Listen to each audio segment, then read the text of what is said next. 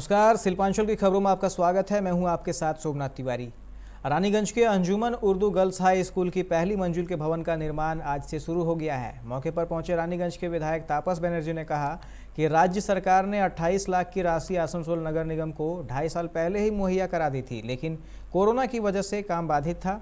हाल ही में स्कूल के पदाधिकारियों ने उनसे मुलाकात की। आज से भवन के निर्माण का कार्य फिर से शुरू कर दिया गया है। स्कूल के अध्यक्ष शाहिद हुसैन खान ने उसके लिए विधायक को शुक्रिया अदा किया।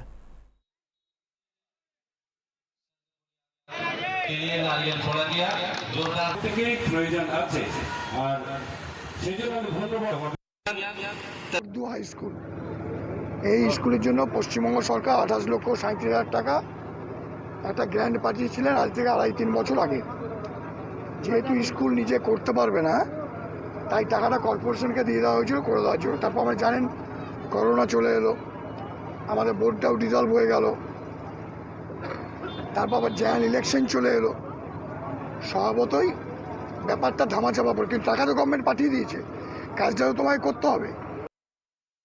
रानीगंज के पटेसरिया मेमोरियल कम्युनिटी सेंटर में वर्ष 2021-22 के लिए लायंस क्लब ऑफ रानीगंज के नए बोर्ड का इंस्टॉलेशन समारोह हुआ, जिसमें समाज सेवी हर्षवर्धन खेतान अध्यक्ष चुने गए। जिसके बाद हर्षवर्धन खेतान और बोर्ड को नए सदस्यों ने अपने पद की शपथ ली।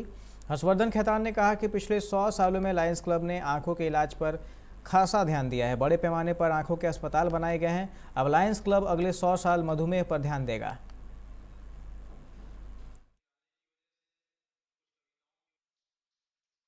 और हम लोग उसी के ऊपर कायम हैं। पिछले 100 साल में हम लोगों ने नेत्र के ऊपर विशेष ध्यान दिया। आई हॉस्पिटल्स की हम लोगों के ज़्यादातर क्लबों में इसकी स्थापना हुई, और जो आगामी 100 साल हैं उसको हम लोगों ने डायबिटीज़ के लिए मुकर्रर किया है। तो डायबिटीज़ में आपको बता दें कि हम लोगों का लायंस क्लब ऑफ रानीगंज में एक डायबिटिक सेंटर बन रहा है और बहुत प्रगति पे उसका कार्य चल रहा है। अति शीघ्र उसका काम संपादित करके हम लोग उसको जनता की सेवा में खोल देंगे। कि वो रिपोर्टिंग का एक सिस्टम है। अगर जैसे आपने एक प्याऊ वाटर हट बनाया है, वाटर हट में आपने कर दिया कि रोज़ 1000 आदमी पानी पीते हैं। वाटर हट तो हम भी 8-10 चलाते हैं लायंस क्लब ऑफ रानीगंज की तरफ से, लेकिन उस संख्या के हम लोग अपलोड नहीं करते हैं। तो ये देखिए, ये एक आपस का वो है, एक प्रतिस्पर्धा रहती है। जामुड़िया के तापसी ब्रिज के निर्माण कार्य के दौरान एक हादसा हो गया। दरअसल पुल पर स्लैब उठाने के दौरान एक बाइक सवार दुर्घटना का शिकार हो गया, जिससे बाइक सवार घायल हो गया। इस संदर्भ में टीएमसी नेता राजू मुखर्जी ने कहा कि निर्माण कंपनी सुरक्षा के नियमों को ताक पर रखकर काम कर रही है। श्रमिकों को बिना हेलमेट के काम करने पर मजबूर होना पड़ता है। निर्माण कंपनी को सुरक्षा को सर्वोच्च प्राथमिकता देनी होगी। उन्होंने बताया कि यह तो गनीमत है कि आज किसी की जान नहीं गई, वरना किसी की भी मौत हो सकती थी।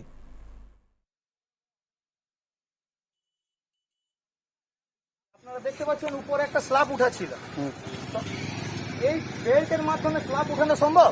এটা একটা পাতলা বেল্ট যেটা ছিঁড়ে পড়ে গেছে। একটা লোক মানে স্পটে ডেথ করে যেত, খুব জোর বেঁচে গেছে। বাইক নিয়ে আসছিল, বাইকের উপর স্ল্যাবটা পড়েছে, কোমরে চোট লেগেছে। আমরা এর আগেও কোম্পানিকে বলেছি, জিপিটি কোম্পানিকে, আপনারা সেফটির দিকে ধ্যান দেন।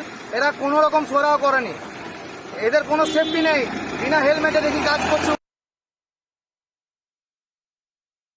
कुल्टी के युवा टीएमसी कार्यकर्ताओं ने खुदीराम बोस के शहीदी दिवस पर बेगुनिया मोड़ स्थित ईश्वर चंद्र विद्यासागर की प्रतिमा के समक्ष श्रद्धांजलि सभा का आयोजन किया, जहां टीएमसी नेताओं ने खुदीराम बोस की तस्वीर पर माल्यार्पण कर श्रद्धांजलि अर्पित की। जिसके बाद सभी ने ऑटो और रिक्शा चालक, सब्जी विक्रेता समेत वैसे लोग जो बिना मास्क के घूम रहे थे उन्हें मास्क बांटा गया और कोरोना को लेकर जागरूक किया गया।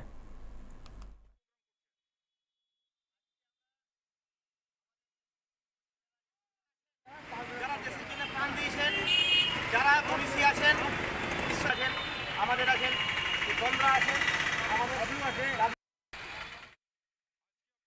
त्रिपुरा पुलिस ने पश्चिम बंगाल की मुख्यमंत्री ममता बनर्जी के भतीजे अभिषेक बनर्जी, डोला सेन और पार्टी के अन्य शीर्ष नेताओं के खिलाफ पुलिस कर्मियों को उनकी ड्यूटी में बाधा डालने के आरोप में एफआईआर दर्ज किया है। त्रिपुरा पुलिस ने ममता बनर्जी के भतीजे अभिषेक बनर्जी के अलावा बंगाल के मंत्री ब्रत्यो बसु और पार्टी प्रवक्ता कृणाल घोष के खिलाफ भी मामला दर्ज किया है। प्राथमिकी में कहा गया है कि रविवार सुबह 14 टीएमसी नेताओं और कार्यकर्ताओं की गिरफ्तारी के बाद मंत्री ब्रत्य बसु और सांसद डोला सेन के नेतृत्व में पार्टी कार्यकर्ताओं का एक समूह खोवाई थाने पहुंचा और हंगामा किया।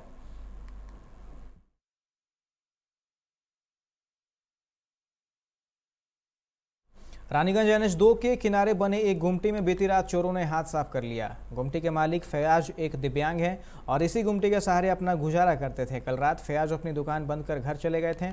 आज सुबह लोगों ने फोन कर उनको चोरी की सूचना दी।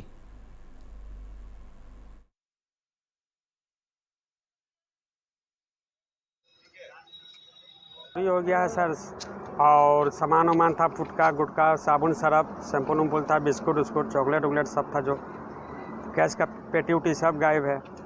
कुछ अमाउंट था पैसा उसका? नहीं, सादा नहीं था, पैसा 60-70 रुपया था, लेकिन सामान था 7-8 हज़ार का। छोटा सामान कितना कितना का था? मोटा मोटा 7-8 हज़ार का होगा। 7-8 हज़ार का चोरी हुआ। हाँ।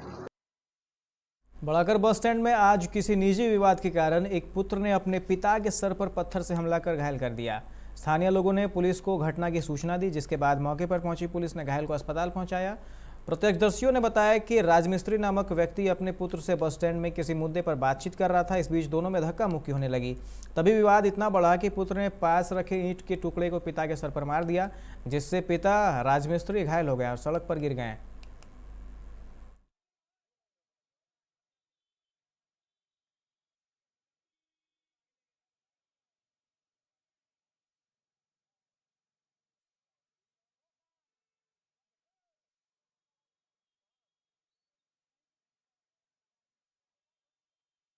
पांडेश्वर के पूर्व विधायक सह भाजपा नेता जितेंद्र तिवारी पर आज कुछ असामाजिक तत्वों ने गाली गलौज करते हुए हमला कर दिया। घटना के बाद बड़ी संख्या में पुलिस बल मौके पर तैनात कर दी गई। बताया जाता है कि जितेंद्र पांडेश्वर में भाजपा नेत्री सोनाली गिरी से मिलने पहुंचे थे। सोनाली गिरी की ब्रेन ट्यूमर का ऑपरेशन हुआ है। जब जितेंद्र तिवारी उनके घर में बैठे थे, उसी समय तृणमूल कांग्रेस नेता निताई मंडल के नेतृत्व में सैकड़ों कार्यकर्ता वहां पहुंचकर गाली गलौज करने लगे। जब जितेंद्र तिवारी ने घर से निकलकर विरोध किया तो उनके साथ धक्का मुक्की की गई। उनके सुरक्षा कर्मियों के साथ भी धक्का मुक्की किया गया है। सूचना पाकर बड़ी संख्या में पुलिस बल मौके पर पहुंच मामले को शांत कराया।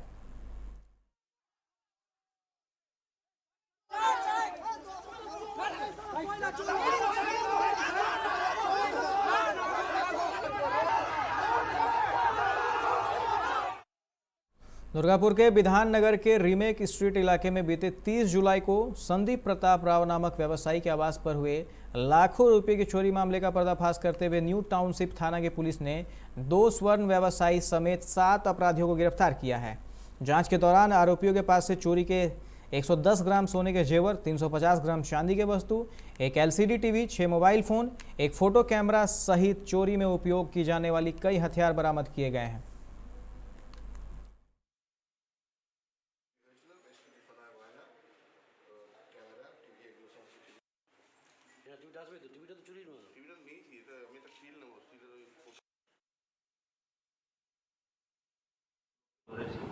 একটা আছে বাপ্পা রবিদাস, পুলক রবিদাস আছে, তাদেরকে অ্যারেস্ট করা হয়েছিল। যে কোনোকে জিজ্ঞাসাবাদ করা হয়েছিল, তখন দেখা গেল ওরা চুরির সাথে যুক্ত আছে, বাড়ি থেকে চুরি করতো। তো যে কোনোকে জিজ্ঞাসাবাদ করে দেখা গেল ওর সাথে ওর যে চুরি করেছে সোনা গয়না, ওইটা একটা দোকানদার আছে, জুয়েলারি শপের ওনার আছে, নাম আছে কল্যাণ ডে, গলসিতে ওর দোকান আছে, ওখানে ওরা দিয়েছিল, বিক্রি করেছিল ওকে। তো তারপরে ওর লিডের উপরে আমরা গলসি থানা গিয়ে এই যে দোকানদার আছে কল্যাণ ডে, তাকে অ্যারেস্ট করেছি। ওর কাছ থেকে যত চুরি সোনা, বাড়ি থেকে যে চুরি গিয়েছিল সোনার গয়না, ওটা পাওয়া গেছে। প্রায় 110 gram gold ornaments, 110 gram gold ornaments, একটা LED TV, Sony LED TV পাওয়া গেছে, 300 গ্রাম সিলভার অর্নামেন্টস পাওয়া গেছে, 50 গ্রাম রুপের মানে এই যে হয় মানে থাল, ওটা পাওয়া গেছে।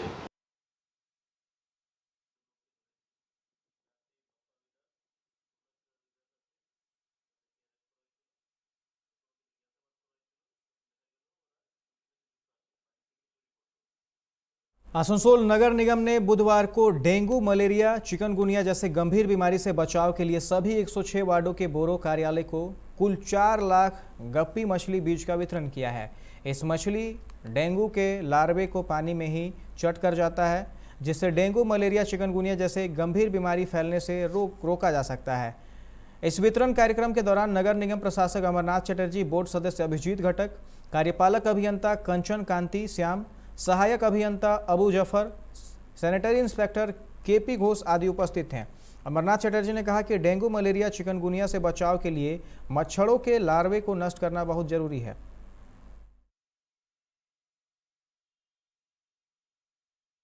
আমাদের 10টা পুরোতে আমরা ডিস্ট্রিবিউশন করলাম। তো 106টা ওয়ার্ডে যেখানে জল জমে থাকবে বা যেখানে লাভা থাকবে বা যেখানে মশার উপদ্রব আছে সেই সমস্ত এলাকায় যাতে না হয় এবং ডেঙ্গু থেকে যাতে শহরকে বাঁচানো যায় তার প্রচেষ্টার মধ্যেখান দিয়ে আমাদের আসানসোল পৌর নিগম আজকে এই প্রচেষ্টা শুরু করেছে। আমাদের এসআইরা সব আছেন, তাদের মাধ্যমেই এইগুলো বিভিন্ন জায়গায় ডিস্ট্রিবিউশন হয়ে যাবে। আমি মনে করি আগামী দিনে আসানসোলে। फॉस्बेकी के प्रतिनिधिमंडल ने बढ़ाकर चैम्बर ऑफ कॉमर्स के ट्रेड लाइसेंस बनाने के कार्य में टीएमसी नेताओं के बाधा पहुंचाने के संबंध में नगर निगम प्रशासक अमरनाथ चटर्जी को एक ज्ञापन सौंपा।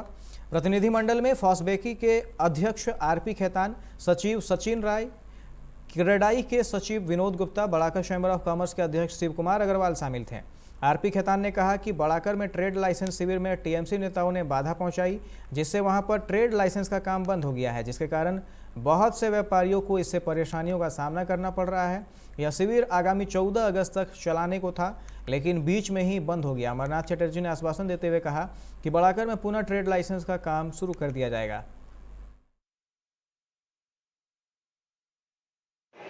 कैंप को बंद करा दिया गया था, उसके लिए आज हम लोग श्री अमरनाथ चटर्जी के पास आए हैं। कल इनसे बातचीत हो गई थी, फॉस्बेकी द्वारा इनसे टाइम ले लिया गया था, हम लोग आज आए हैं। बहुत बढ़िया से इन्होंने हम लोगों को बताया है कैंप चालू रहेगा। कोई भी आदमी बाहर का आके वहाँ पर कोई भी तरह का रंगा जो लगाना चाहता है वो नहीं लगा सकेगा। कैंप ये कॉरपोरेशन द्वारा किया जा रहा है, हर चैम्बर वाला अपना सहयोग इसमें दे रहा है और ये कंटिन्यू चालू रहेगा। और इसी तरह की घटना की बात हम लोगों ने किया, क्या अमरनाथ चटर्जी साहब ने कहा है, जिससे हम लोग बहुत खुशी हैं, जिससे अभी एक कैंप जो हर चैम्बर में जो चल रहा है ये कंटिन्यू रहेगा। আমাদের ব্যবসায়ী সবাই অসন্তুষ্ট ছিল, অখুশ ছিল এবং তারা গতকাল ইভেন বরাকর বন্ধ ডেকেছিলেন, কিন্তু আমাদের রিকোয়েস্টে ফৌজবিকে রিকোয়েস্টে তারা বন্ধ উইথড্র করেন এবং আমাদের চেয়ারপারসন স্যার কালকেই ফোনে কথা হয়েছিল, ওনারা বলেছিলেন আপনারা আসুন, আমরা ব্যাপারটাকে সলভ করব এবং আজকে ওনার কথা মতো আমরা আজকে দেখা করলাম এবং ব্যাপারটা আমাদের আলোচনার মাধ্যমে বরাবর চেম্বার অফ কমার্সের সবাই ছিলেন, প্রত্যেকে তাদের প্রেজেন্সে আলোচনা হলো, সুন্দর আলোচনা হলো। आसनसोल के साउथ थाना परिसर समक्ष क्रांतिकारी शहीद खुदीराम बोस की 113वीं पुण्यतिथि के उपलक्ष्य में उनके स्टैचू पर माल्यार्पण कर बुधवार को श्रद्धांजलि अर्पित किया गया। मौके पर नगर निगम के प्रशासक अमरनाथ चटर्जी, निगम बोर्ड के सदस्य अभिजीत घटक, साउथ थाना प्रभारी अभिजीत चटर्जी आदि उपस्थित हैं। श्री चटर्जी ने कहा कि वीर क्रांतिकारी खुदीराम बोस 18 वर्ष की आयु में ही देश के लिए आज़ादी के लिए खुद को न्यौछावर कर दिया था। कम उम्र में ही उनके अंदर जो देश के प्रति प्रेम भावना उत्पन्न हुआ था, उससे आज के युवाओं को सीख लेने की आवश्यकता है।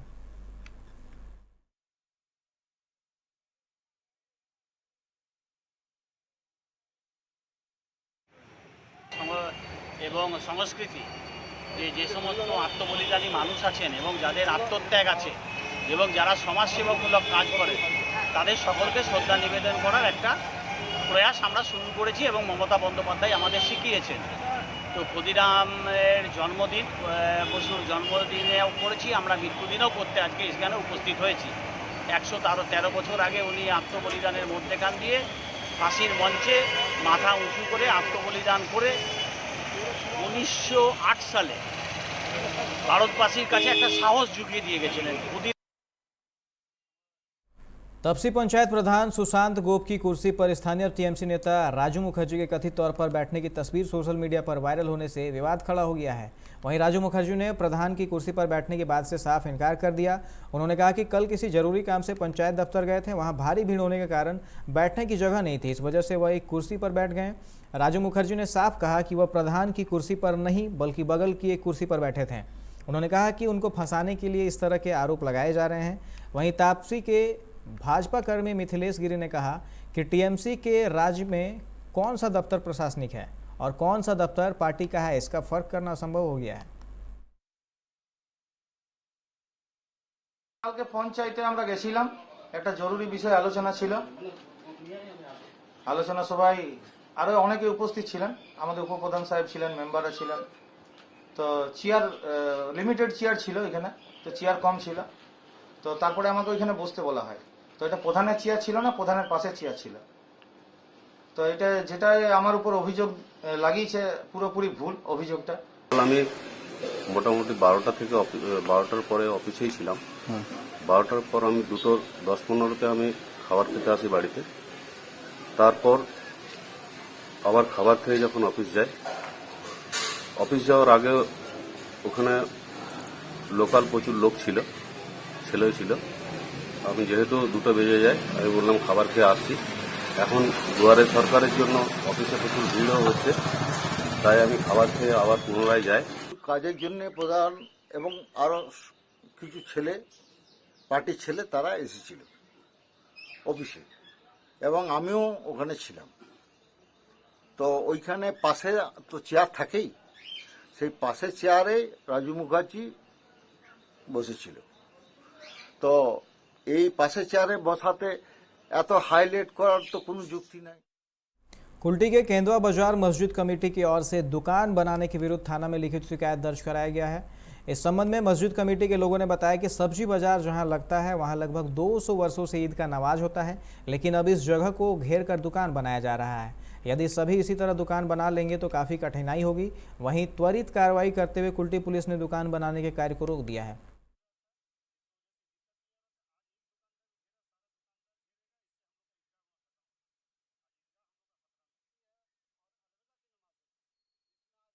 है कि वहाँ जितना भी दुकानदार है डेली यूज़ की मार्केट लगाना, शाम में उठा लेंगे और परमानेंट कोई भी टीम का कुछ भी नहीं कर सकते। परमानेंट सिर्फ ऊपर में शेड आप लगा सकते हैं, क्योंकि कंपनी का बना हुआ था एक ज़माना पहले से, तो शेड हम लोग बनाने का परमिशन देते हैं, लेकिन नीचे से कोई परमानेंट घेर नहीं सकते हैं। और वो परमानेंट घेर रहा था, जिसकी वजह से दिक्कत ये आ रहा था। आज एक दुकानदार भी घेरा, सारा दुकानदार घेरेगा, इससे हम लोग का ईदगाह वहाँ ख़त्म हो जाएगा।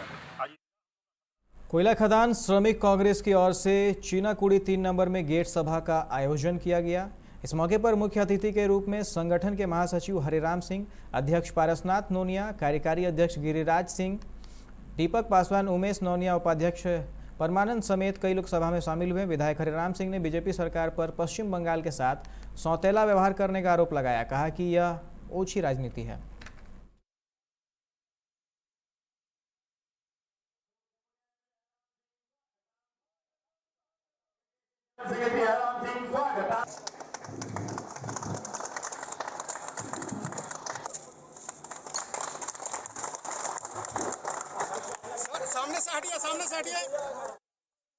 इस बुलेटिन में फिलहाल इतना ही। तमाम खबरों के लिए आप देखते रहें 99 न्यूज। नमस्कार।